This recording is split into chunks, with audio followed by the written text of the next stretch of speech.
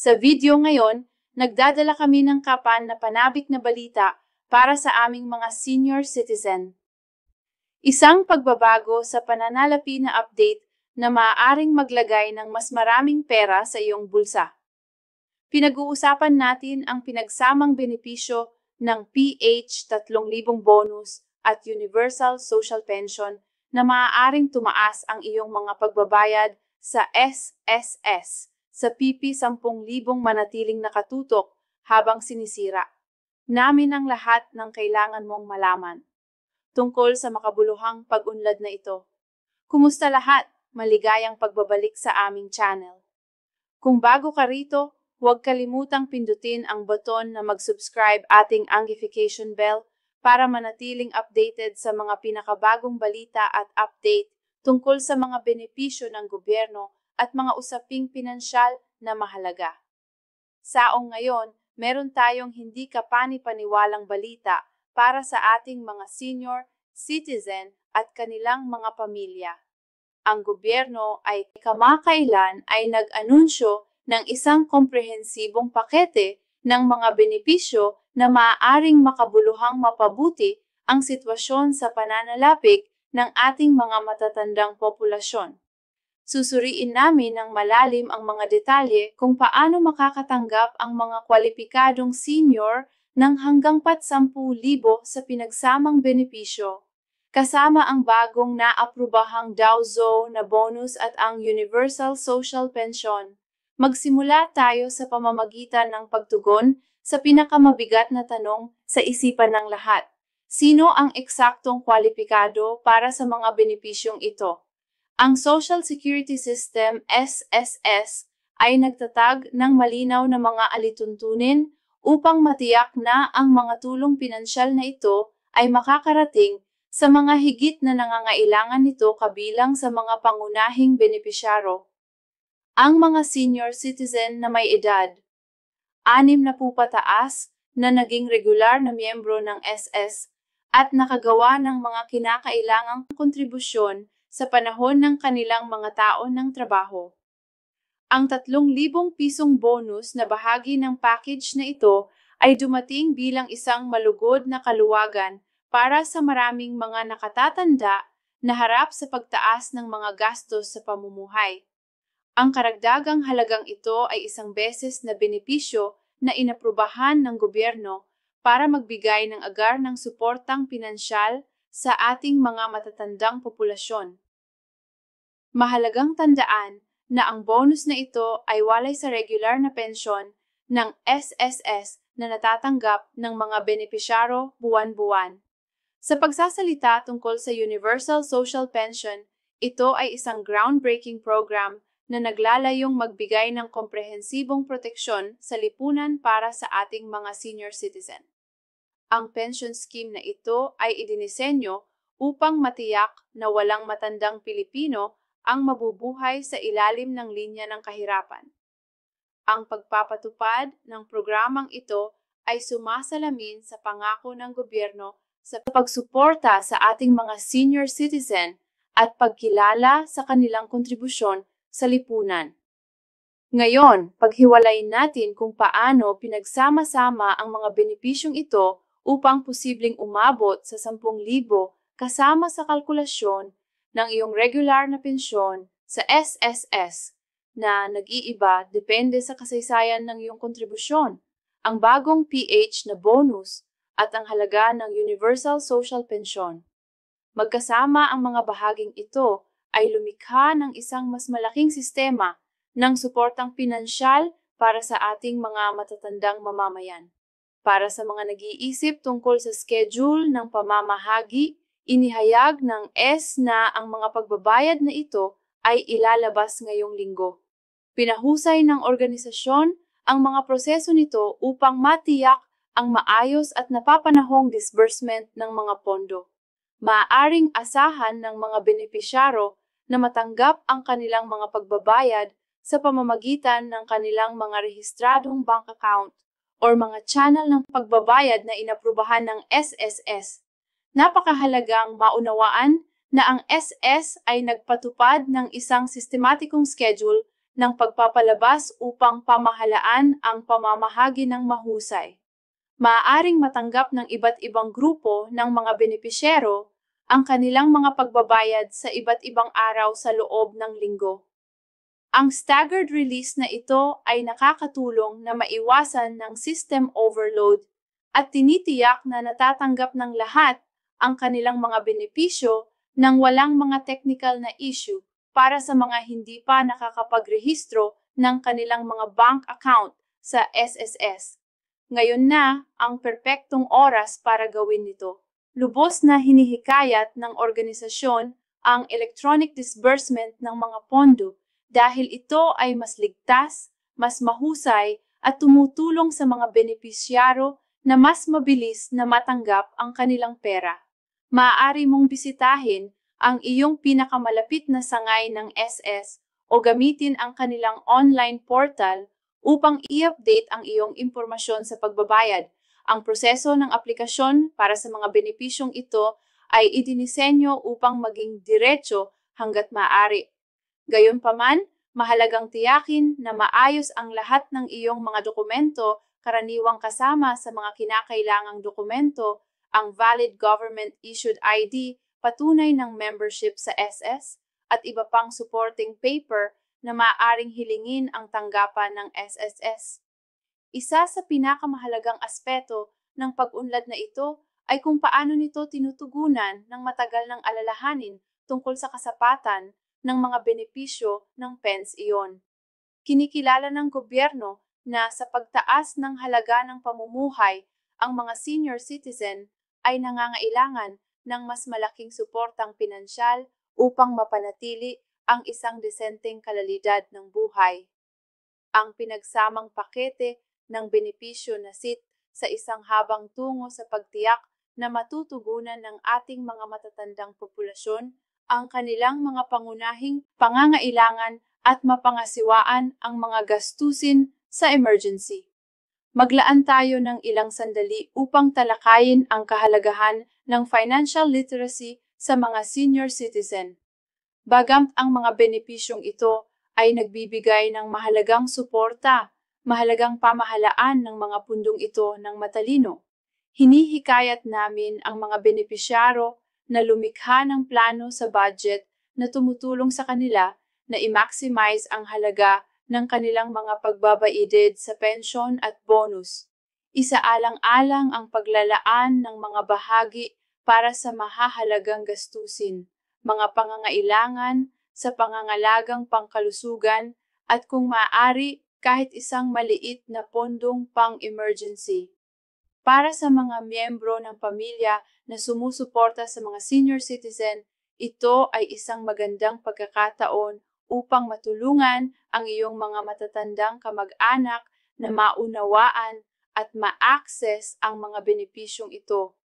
Maraming nakatatanda ang maaaring mga tulong sa proseso ng dokumentasyon o pag-set up ng kanilang mga bank account para sa mga electronic transfer.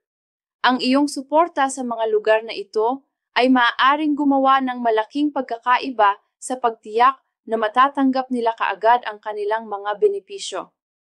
Pinahusay din ng SSS ang mga channel ng serbisyo sa customer nito upang mahawakan ang mga katanungan na may kaugnayan sa mga benepisyong ito. Maaaring makipag-ugnayan ang mga benepisyaro sa iba't ibang platform kabilang ang kanilang hotline, mga social media channel at mga lokal na tanggapan ng SS. Ang mga kinatawan ay handang tumulong sa mga tanong tungkol sa pagiging kwalipikado, mga kinakailangan sa dokumentasyon at mga schedule ng pagbabayad. Kapansin-pansin na ang pakete ng benepisyong ito ay bahagi ng isang mas malawak na inisyatiba ng pamahalaan upang mapabuti ang panlipunang proteksyon para sa mga mahihinang sektor ng lipunan. Ang kombinasyon ng regular na pensyon, bonus at universal social pension ay nagpapakita ng isang mas komprehensibong diskarte sa pagtugon sa mga pangangailang pinansyal ng ating mga senior citizen. Probabasa at mga maaaring papalapit na sa edad ng pagreretiro, ang pag-unlad na ito ay nagsisilbing paalala ng kahalagahan ng pagpapanatili ng aktibong pagiging miyembro ng SSS at paggawa ng mga regular na kontribusyon. Ang mga benepisyong natatanggap mo sa panahon ng pagreretiro ay higit na naiimpluwensyahan ang iyong kasaysayang kontribusyon. Kaya mahalagang manatiling pare-pareho sa iyong mga pagbabayad sa panahon ng iyong mga taon ng pagtatrabaho. Ang pagpapatupad ng mga pinahusay na benepisyong ito ay nagpapakita rin ng pangangailangan para sa wastong pagpaplano sa pananalapi sa buong karera ng isang tao. Bagamtang pensyon at mga benepisyo ng gobyerno ay nagbibigay ng mahalagang suporta. Dapat na mainam na dagdagan ang mga ito ng mga personal na ipon at pamumuhunan upang matiyak ang komportableng pagreretiro. Naintindihan namin na maaaring may mga alalahanin ang ilang manonood tungkol sa pagpapatuloy ng mga programang ito sa benepisyo. Makatitiyak na ang pamahalaan ay nagsagawa ng masusing pagsusuri sa pananalapi upang matiyak na ang mga pangakong ito ay maaaring mapanatili sa mahabang panahon. Patuloy na pinamamahalaan ng SSS ang mga pondo nito ng responsable upang magarantiya ang katatagan ng mga programang pensyon nito para sa mga benepisyaro na maaring nakakaranas ng mga pagkaantala o issue sa kanilang mga pagbabayad. Huwag magatubiling mag-follow up sa iyong lokal na tanggapan ng SSS. Panatilihin ang mga talaan ng iyong mga komunikasyon at anumang ibinigay na reference number. Ang SSS ay may mga pamamaraan sa lugar upang matugunan ang mga alalahanin at malutas kaagad ang mga isyuwe na may kaugnayan sa pagbabayad. Mahalaga rin na maging mapagbantay laban sa mga potensyal na scam o mapanlinang na pamamaraan na maaaring lumabas sa mga panahon ng pagbabayad ng benepisyo. Tandaan na ang mga lehitimong komunikasyon sa SSS ay hindi kailanman hihingi ng sensitibong personal na impormasyon sa pamamagitan ng hindi opisyal na mga channel. Palaging i-verify ang impormasyon sa pamamagitan ng mga opisyal na platform ng SS at maging maingat sa mga hindi hinihingalok o tulong. Ang epekto ng mga pinahusay na benepisyong ito ay higit pa sa mga individual na benepisyaro. Kapag ang ating mga senior citizen ay may mas magandang suportang pinansyal, ito ay positibong nakakaapekto sa buong pamilya at komunidad. Binabawasan nito ang pinansyal na pasanin sa mga nagtatrabahong miyembro ng pamilya at pinapayagan ng mga nakatatanda na mapanatili ang kanilang dignidad at kalayaan. Sa hinaharap, ang gobyerno ay patuloy na nagsasaliksik ng mga paraan upang mapabuti at palawakin ang mga programa sa proteksyong panlipunan para sa mga senior citizen. Ang mga kasalukuyang benepisyong ito ay kumakatawan sa makabuluhang pag-unlad, ngunit may patuloy na pangako na pahusayin pa ang mga sistema ng suporta para sa ating matatandang populasyon. Para sa mga maaring tumulong sa mga matatandang kamag-anak na i-navigate ang mga benepisyong ito, inirerekomenda naming panatilihin ang mga detalyadong talaan ng lahat ng mga transaksyon at komunikasyon sa SS. Maaaring makatulong ang dokumentasyong ito kung may anumang tanong or issue na lumitaw tungkol sa mga pagbabayad. Ang SSS ay nakabuo din ng mga material na pang-edukasyon at mga gabay upang matulungan ang mga benepisaryo na mas maunawaan ang kanilang mga benepisyo. Mamaya sa pamamagitan ng kanilang website at mga lokal na tanggapan, hinihikayat namin ang lahat na samantalahin ang mga material na ito upang mapakinabangan ang halaga ng kanilang mga benepisyo. Tandaan na ang manatiling kaalaman tungkol sa iyong mga benepisyo at karapatan bilang isang senior citizen ay mahalaga. Panatilihing updated ang iyong sarili sa mga anunsyo mula sa SSS at iba pang ahensya ng gobyerno. Ang pagsunod sa mga opisyal na social media account at regular na pagsuri sa website ng SSS ay makakatulong sa iyong manatiling may kaalaman tungkol sa mga bagong pagunlad at pagkakataon. Bago tayo magtapos, balikan natin ang mga pangunahing punto. Mga kwalipikadong nakatatanda ay maaaring makatanggap ng hanggang 10,000 sa pamamagitan ng kombinasyon ng kanilang regular na SSS pension, ang 3,000 bonus at ang Universal Social Pension. Ang mga pagbabayad ay inilalabas ngayong linggo at dapat tiyakin ng mga benepisyaro na ang kanilang impormasyon sa bangko ay na-update sa SSS para sa maayos na pagproseso ng transaksyon. Makamit na ang impormasyong ito ay naging kapaki-pakinabang at komprehensibo. Kung nakakita ka ng halaga sa video na ito, mangyaring huwag kalimutang i-like, ibahagi at mag-subscribe sa aming channel. Ang iyong suporta ay tumutulong sa amin na maabot ang mas maraming tao na maaaring makinabang mula sa mahalagang impormasyong ito. Pindutin ang notification bell na yon upang manatiling updated sa aming mga pinakabagong video tungkol sa mga benepisyo ng gobyerno, mga tips sa pananalapi at iba pang mahahalagang balita para sa mga senior citizen. Salamat sa panonood at magkita-kita tayo sa aming susunod na video. Manatiling ligtas at alam lahat.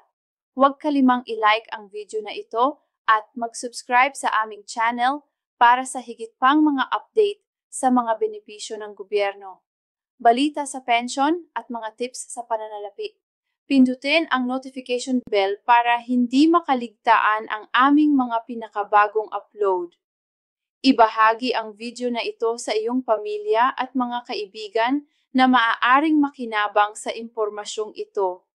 Iwanan ang iyong mga tanong at komento sa ibaba at gagawin ang aming makakaya upang matugunan ang mga ito sa aming mga susunod na video. Salamat sa panonood.